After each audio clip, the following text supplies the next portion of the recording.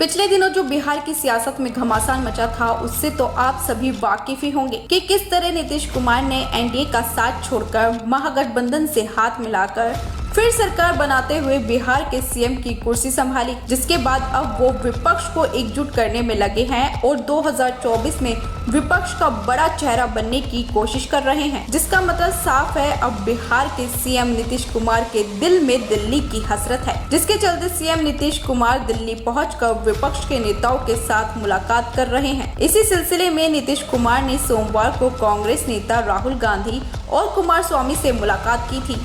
इस दौरान दोनों नेताओं के बीच कई मुद्दों पर बातचीत हुई। तो वहीं मंगलवार को नीतीश ने लेफ्ट नेता सीताराम येचुरी और आप प्रमुख अरविंद केजरीवाल से भी मुलाकात की। नीतीश से मुलाकात करने पर सीताराम येचुरी ने कहा कि देश के लिए जरूरी है सब सेक्युलर पार्टी एक साथ आए।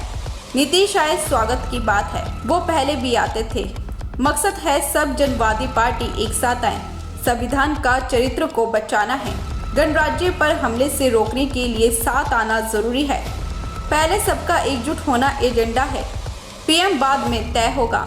फिलहाल सबसे बातचीत चल रही है, उम्मीद है सभी विपक्षी पार्टियां एक साथ आएंगी। तो वहीं इसके बाद नीतीश कुमार का बयान भी सामने आया, जिसमें उन्होंने कहा, हमारे बहुत पहले से संबंध है। हम सब पूरे देश में लेफ्ट पार्टियां एक साथ मिलकर आएंगी तो बड़ी बात होगी। सीताराम जो संविधान को मानते हैं, उनको साथ लेकर चलना है। इस दौरान नीतीश कुमार ने एक बार फिर दोहराया कि उनकी पीएम बनने की महत्वाकांक्षा नहीं है, वो सिर्फ बिखरे हुए विपक्ष को एकजुट लाने की कोशिश कर रहे हैं। नीतीश ने कहा कि उनका राष्ट्रपति द्रौपदी मुर्मू और उपराष्ट्रपति जगदीप धनखड़ से भी मिलने का कार्यक्रम है। नीतीश कुमार ने बीजेपी पर निशाना साधते हुए कहा कि जिस तरह से सरकार चलाने की आजकल कोशिश हो रही है, तो आप देखिए कौन सा काम हो रहा है, विकास की कौन सी परियोजनाएं हो रही हैं। सब कुछ एक तरफा हो रहा है और धीरे धीरे क्षेत्रीय पार्टियों को कमजोर करने की कोशिश हो रही है। तो वहीं इन तमाम प्रयासों के बीच बड़ा सवाल यही है कि मोदी के सामने विपक्ष का चेहरा कौन।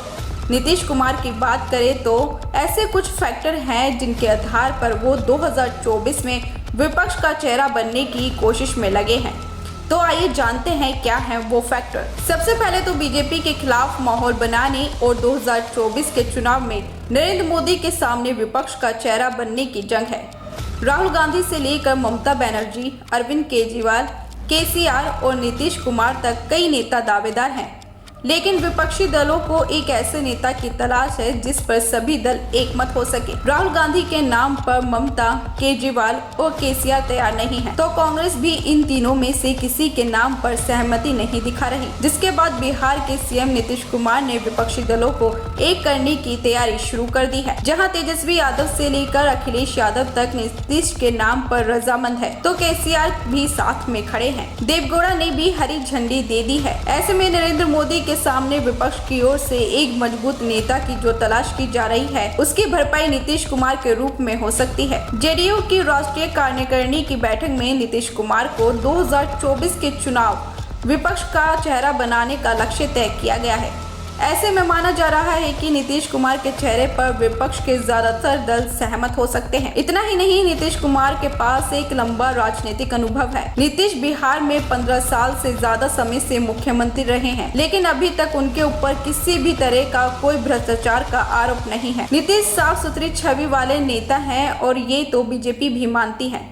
नीतीश की ये सियासी ताकत उन्हें 2024 के चुनाव में विपक्षी एकता को सूत्रधार ही नहीं बल्कि मोदी के खिलाफ चेहरा बनने में भी मददगार साबित हो सकती है। जैसे कि आप जानते हैं कि देश की सियासत ओबीसी के इर्द गिर्द सिमटी हुई है। ऐसे में नीतीश कुमार ट्रम्प कार्ड साबित हो सकते हैं, क्योंकि वो ओबीसी के कुर्मी समुदाय से आते हैं। बिहार से बाहर यूपी, मध्य प्रदेश, राजस्थान में कुर्मी बीजेपी का परंपरागत वोटर रहा है, और अगर नीतीश कुमार विपक्ष का चेहरा बनते हैं तो बीजेपी की कुर्मी वोटर ही नहीं बल्कि ओबीसी समीकरण भी बिगड़ सकता है। तो वहीं 2024 के लोकसभा चुनाव में बीजेपी के खिलाफ कांग्रेस के बिना विपक्षी एकता संभव नहीं है। कांग्रेस के बगैर कोई गठबंधन बनता भी है तो बीजेपी को देश भर में चुनौती नहीं दे पाएगा। विपक्ष में कांग्रेस ही एकलौती पार्टी है जिसका सियासी आधार देश भर में है। विपक्ष की ओर से जो भी चेहरा सामने आ रहा है, कांग्रेस उनमें से किसी पर भी सहमति नहीं दिखा रही। ममता बनर्जी से लेकर केजरीवाल और केसीआर तक पर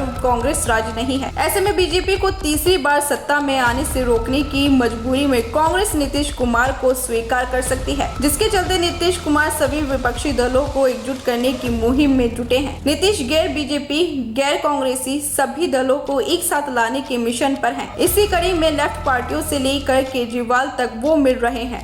इसके अलावा कई ऐसे दल हैं जो कांग्रेस के साथ नहीं आ सकते, लेकिन नीतीश की अगुवाई में विपक्ष के साथ आ सकते हैं। यही वजह है कि नीतीश कुमार ने विपक्ष को एक धागे में बांधने का काम शुरू कर दिया है। फिलहाल आपकी क्या राय है इस पूरे मामले पर, हमें कमेंट करके जरूर बताएं।